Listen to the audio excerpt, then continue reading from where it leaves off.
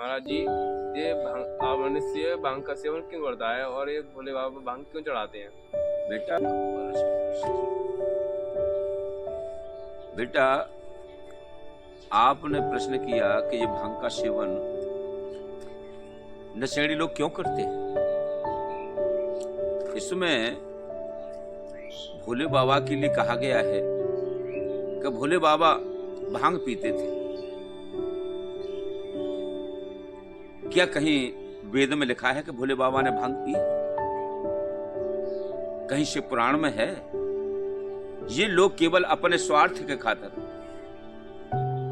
अपने शौक के लिए, अपनी इच्छाओं के लिए इसका प्रयोग करते हैं।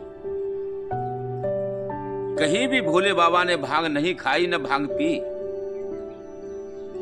लेकिन क्या है कि अपने नशे को पूरा करने के लिए भोले बाबा का बहाना लेकर के इस भांग का प्रयोग करते हैं। भोले बाबा ने जहर पिया। ये जहर भी तो पी करके देखिए, केवल भांग ही दिखाई दी। भोले बाबा ने भांग का सेवन कभी नहीं किया। हाँ, इसमें एक कारण है। कहते हैं ना कि भोले बाबा को भांग क्यों प्रिय है। इसमें भी कारण है बेटा, क्योंकि जिस समय समुद्र मंथन हुआ, समुद्र मंथन के समय 14 रत्न निकले। 14 रत्न निकलने के बाद में लक्ष्मी जी विष्णु भगवान ले गए, विष्णु भगवान को समर्पित की गई। ऐरावत वह इंद्र के लिए दे दिया गया। इसी प्रकार सारी वस्तुएं बट गई। अमृत निकला तो अमृत देवताओं ने ग्रहण किया। उसमें से थोड़ा सा भाग राहु केतु ने लिया, तो वो भी अमरता के लिए प्राप्त हुआ।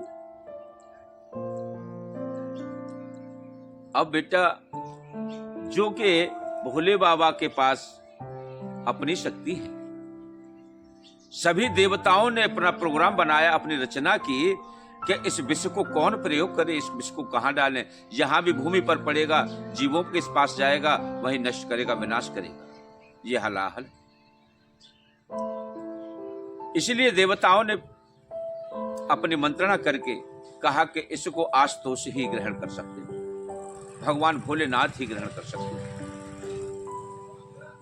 सभी देवता उस विष को लेकर के भोलेनाथ के पास पहुंचे। भोलेनाथ से निवेदन किया कि हे प्रभु,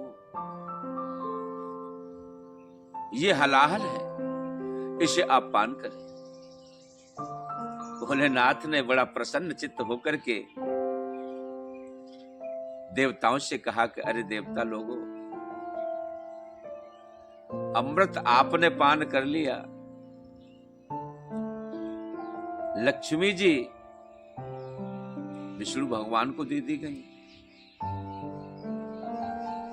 ऐरावत को इंद्र ले गया। क्या मेरे लिए ये विष ही रखा था? आप सब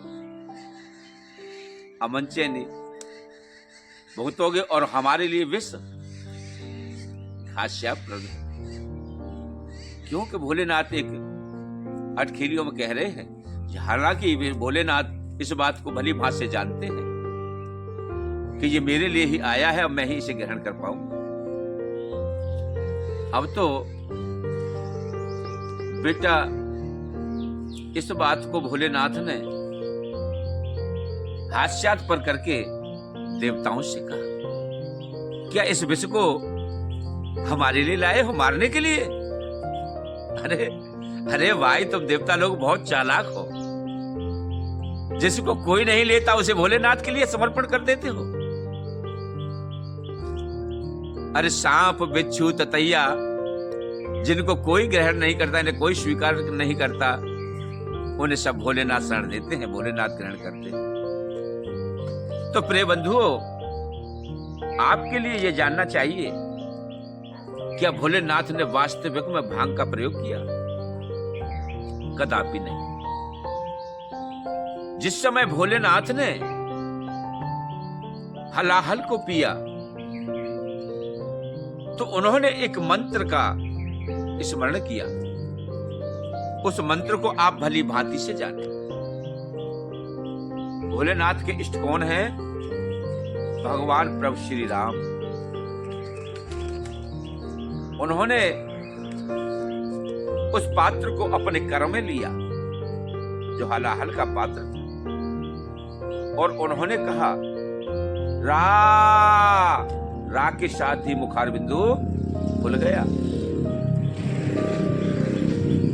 उसके बाद हलाहल को अपने मुखार बिंदु में डाल लिया। डालने के बाद उन्होंने फिर कहा मां। तो राम के बीच में उस हलाहल को घेर लिया। अब न तो नीचे जाता है न ऊपर, उन्होंने रोक दिया। वह राम नाम रूपी मंत्र ऐसा है कि जो सर्वोपरि है। इसलिए भोलेनाथ ने उस कंठ को वहीं विराम लगा लिया और वह कंठ नीला पड़ गया। इसीलिए भोलेनाथ के लिए नीलकंठ भगवान भी कहा जाता है। जब विष्णु ने अपना प्रभाव दिखाया तो बेटा भोलेनाथ ने उस नशे की हालत में जब विष का प्रभाव हुआ तो जाकर के नीलकंठ पर्वत पर जाकर के गुफाओं में छिप गए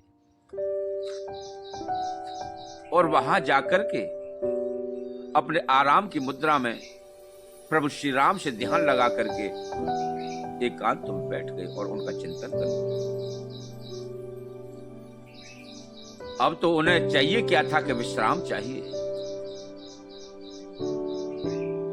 लेकिन ये मनुष्य एक चींटी की तरह है। भगवान कहीं भी चले गए, भोलेनाथ कहीं भी चले गए, आशुतोष जहां भी गए, ये चींटी की तरह सूंघ सूंघ करके रेंग रेंग करके उनके पता लगा करके उनके स्थान पर पहुंच गए। स्थान पर पहुंच जाने के बाद में आशुतोष भगवान से निवेदन किया कि हे प्रभु, आप कहां हो? कहां छुप गए? आपके बिना हम जीवन को कैसे काटेंगे? आप हमारे ऊपर रक्षा करें, कृपा करें। भोलेनाथ ने कहा बेटा, आप जाइए, मेरे अंदर नशे की हालत है, मैं विश्राम चाहता हूं। अगर आप मेरे लिए सहायता कर सकते हो तो जाइए, आग, धतूरा, भांग, गंगाजल और गौ का दूध, बेलपत्र, इन्हें आप लेकर के आप मेरे ऊपर सर पर चढ़ाइए, जिससे कि मेरे नशे की हालत थोड़ा कमजोर होगी और मेरा शरीर स्वतंत्र हो जाएगा। तब जाकर के उन भक्तों ने उसी प्रकार से उसी विधि को अपनाया और जाकर के सारी वस्तुओं की व्यवस्था की और भोलेनाथ के ऊपर ये वस्तुएं सब भेंट की, सब उनके माथे पर चढ़ाया गया, सर के ऊपर चढ़ाया गया। तब जाकर के भोलेनाथ ने विश्व को थोड़ा शांत होने के तत्पश्चात उन भक्तों को आशीर्वाद दिया कि जो मेरे ऊपर बेलपत्र, भांग, धतूरा आदि चढ़ाएगा उनकी मनोकामनाएं। तो बेटा, भोलेनाथ ने कभी भांग नहीं खाई ना भांग पी। ये तो केवल अपने शरीर के सुख के लिए, अपने नशे की पूर्ति के लिए लोग भोलेनाथ का बहाना करके इसका प्रयोग करते। तो कुछ आपकी समझ में आया बेटा? इसलिए कभी भी कुवस्तुओं का प्रयोग नहीं करना चाहिए, भांग धतूरे को नहीं खाना चाहिए। अरे भोलेनाथ ने विष खाया तो आप विष को भी तो खा करके देखो। भोलेनाथ ने विषधर को अपने गले में डाल करके रखा, उसे आप भी तो डाल करके देखो। उन्हें बिच्छुओं के कुंडल बना करके पहने, आप उनके कुंडल को पहन करके तो देखो, क्या कर पाओगे? इसके लिए भोलेनाथ हैं और भांग पीने के लिए हम स्वयं हैं। ये बिल्कुल अनुचित है, हमारे सनातन के खिलाफ है। बच्चों में भोलेनाथ का बहाना करके इस भांग का शौक डाल दिया जाता है। उनकी मानसिकताएं ऐसी हो जाती हैं कि जाकर के चुपके से, तुमने देखा होगा कि रास्ते में कहीं पेड़ मिल जाते हैं तो ऐसे मठासा चलाते हैं, और काला काला सा जो होता है उसे लेकर के चिलम में भर करके पीते हैं। बच्चे की मानसिकता खराब हो जाती है, नशे की आदत में पड़ जाती है। अब केवल उसको वही सूट करता है। इसीलिए इनसे बचने के लिए बेटा हमेशा ध्यान रखो कि नशा मुक्त हो, नशे की आदतें छोड़ दो। नशा घर का विनाश करता है, अपने शरीर का विध्वंस करता है।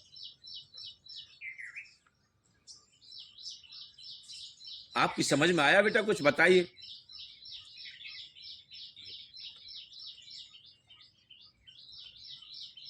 भाई इन चीजों को आप जानें और अपने आप को सुधारें, समाज को सुधारें, समाज से को प्रेरित करें कि आप कभी इस क्रिया को ना करें, ये विनाशकारक है। आप इन चीजों को अपने जो सहपाठी होते हैं, अपने मित्रगण होते हैं, उनको समझाने का प्रयास करें कि भाई इसका सेवन ना करो, ये बुद्धि का नाश करते हैं, शरीर को क्षति पहुंचाते हैं। आप हमेशा अपने उज्जवल भविष्य की कामना करें, दूसरों के भविष्य को सुधारने का प्रयास करें, असहाय को सहायता देने का प्रयास करें, दुखियों को जहां भी दुख हो उसे निस्तारण करने के लिए आप प्रयासरत रहें। ओम नमो नारायण, ओम नमो नारायण, ओम नमो नारायण।